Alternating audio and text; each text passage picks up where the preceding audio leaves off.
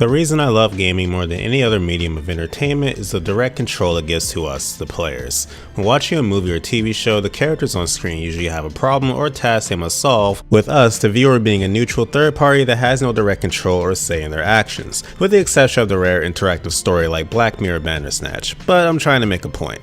Gaming gives us a direct say in whether a hero reaches the end of their journey, sometimes often giving us the ability to dictate the direction of said journey, and because of this, we often feel very strong emotions from our experiences in games, whether it's a sense of personal pride for perfecting your beautiful island in Animal Crossing that you can show off to your friends, mowing down hordes of zombies in Left 4 Dead and feeling like a badass, or beating a really challenging boss in a game like Monster Hunter and feeling a wave of relief and accomplishment that you triumphed over a daunting obstacle in your way. These are just a handful of examples of the emotions that playing in games can elicit from us, and it's these emotions that have made many of us fans of our favorite games over the years. I myself am a big Fire Emblem fan, for example, largely due to the sense of accomplishment I get when a strategic decision I make leads to a character I've grown attached to surviving a battle and not dying forever. But what happens when this direct player involvement is taken away? Can we still call ourselves fans for these games when we don't even go through the experiences ourselves with a controller or keyboard in hand? In the modern age of Twitch and YouTube, watching someone else play through and beat an entire game is quite common, even if it's a game you yourself have an interest in but haven't touched yet. Whether you don't have money to buy it yourself, are only interested in the story, or like viewing speedruns, there's a plethora of reasons many of us watch other people play games. And I want to make it clear that there's nothing wrong with watching other people play games. I myself am a streamer and done entire playthroughs in the past that people have watched and enjoyed. And conversely, I have on at least one occasion watched a playthrough of a game I had an interest in for some reason but didn't buy myself. And you know what, I think I'll use that exact game and my experience with it as an example. Why's this locked? Because of you that Vincent's so confused right now! You little whore! Damn it, Vincent! I will never forgive you!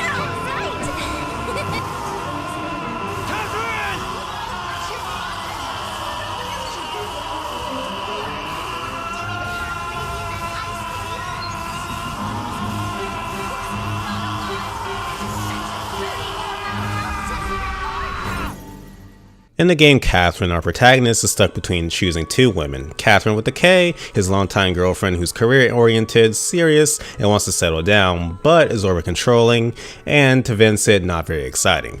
And we have Catherine with a C, the fun and wild girl he meets on accident that is all about living in the moment, but as a result, he probably wouldn't have any type of future or stability with her. The dilemma in the game Catherine for both the player and Vincent is choosing between these two women, and there's like some supernatural demonic stuff going on, and Vincent has to try not die in his dreams, but that isn't really important to this video or the point I'm trying to make. Anyways, from everything I just described, the game Catherine was right up my alley. It was even made by one of my favorite devs, Atlas. But there's one big problem. I absolutely cannot stand the puzzle gameplay. It's very rare for me to like puzzles in games at all. I was a kid that hated Tetris growing up. So when I saw the actual gameplay of Catherine, my interest in playing plummeted.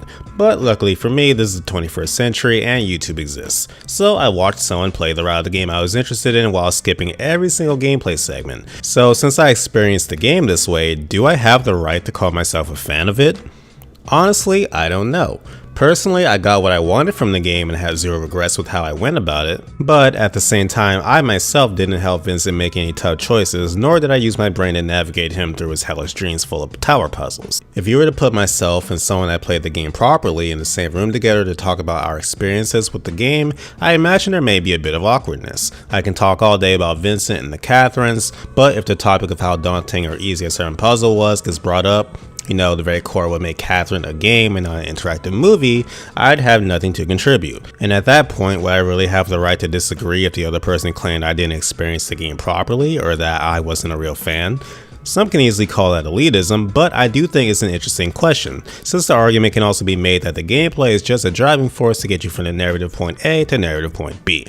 And this question can become even less black and white depending on the game we're talking about. Let's talk about the game series you either love to hate, hate to love, or just tired of hearing about. Let's talk about Dark Souls. Now real quick before someone gets their jimmies rustle in the comments, yes, the Souls games have stories, but they're not the main focus, nor why most people play them or hold them in high regard. So just let me use them for the sake of my example. Now, if you somehow don't know, the Dark Souls games are infamous for their challenging gameplay. Are they the hardest games out there? Not by a long shot. But in the past decade, the Souls series and the countless clones that its success has spawned have made a name for themselves on one thing alone: kicking players in the teeth. And to bring it back to the original point, this isn't something you can get by just watching someone else play. In my Catherine example, I stated how the argument can be made that the gameplay is just there to carry you to the next piece of narrative. But when you take away the narrative itself, what argument is there to be made in this scenario? I'm sure many of you watching may be thinking that there doesn't need to be an argument. You just like what you like without the need for justification, and screw anyone that has a problem with that. And there's nothing wrong with that. The point of this video isn't to tell anyone they're wrong for considering themselves a fan of a game they've only watched. I merely want to examine the question from all sides. Going back to our Dark Souls example, I can see the argument from both perspectives. On one hand, the person that actually played the game put in the hours of dying and learning from past mistakes to beat the bosses and other challenges in the game. The frustrations, button timings, close calls, and the triumph of beating the foes the game threw at them are all theirs, and it's something the gamer who only watch has no way of having. I can't tell you flat out whether you have the right to call yourself a fan of a game you haven't played yourself, but I can say with confidence that the experiences we get from playing and watching a game aren't one and the same. Not only in how we feel in the moment or when the credits roll, but in the way we look back on those games. I can recall a number of games that I personally overall enjoyed, but had one or more standout gameplay moments that helped shape the way I see the game, whether it be a sudden difficulty spike with a boss, or a close encounter where I was certain I was going to lose, but somehow pulled through with the victory. I'm sure many of you watching this video can vividly imagine such an experience this very instant. So, bringing it back once again to the original question of whether or not you can be a fan of a game you haven't played, there is no definitive answer, though obviously many of us will have our own differing opinions on this. In my personal opinion is that I think someone can be a fan of a game they haven't played, to a degree. There's countless different types of games out there and even more ways in which they present their different aspects. You can be a fan of plenty of types of games without getting your hands on them, but it's undeniable that for many games, the choice you the player make, the way you strategize, the way you tackle issues and so forth, do have an impact on the experience, and that's something that can't be replicated as a third party not holding the controller. In preparation for this video, I asked both people I knew and strangers alike on what they thought, and you guys came up with some really good points on both sides of the spectrum.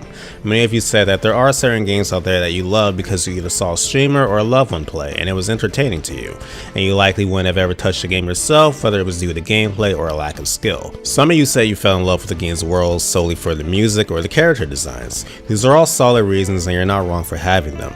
Meanwhile, people that disagreed also brought up fair points as well, like can you really call something your favorite game of all time if you haven't actually played it yourself? Or that the point of calling yourself a fan of something is actively partaking in it for yourself, and watching someone else play a video game instead of playing it yourself is the polar opposite of that. Like I said, opinions all across the board, which is part of the reasons I found this topic fascinating. One thing everyone seems to agree on though is that claiming you beat a game and giving deep criticism to its gameplay aspects when you didn't play it yourself is a big no-no. I personally seen this myself and it boggles my mind that people do this. Just be upfront about it. This video started from me presenting the question to myself, and the more I debated back and forth in my head, the more I felt I should put my thoughts into something concrete, and thus here we are. The point of this video wasn't to give a definitive yes or no answer, but merely to give my perspective on the matter and hopefully spark some healthy debate. There's an infinite amount of arguments that can be made on both sides of the aisle on the matter. Streaming games is more popular than ever with no signs of slowing down, and with that, many people often watch entire playthroughs from beginning to end of the hot new releases from their favorite content creators, whether they themselves plan to pick up the game or not. It's not far-fetched to imagine that we're steadily progressing to a world where a good chunk of gamers have never played the games they love the most. But now that you've heard my opinion on the matter, I want to hear yours. Let me know down in the comments below your stance on all this. And while you're at it, share this video with your friends and see what they think on the matter.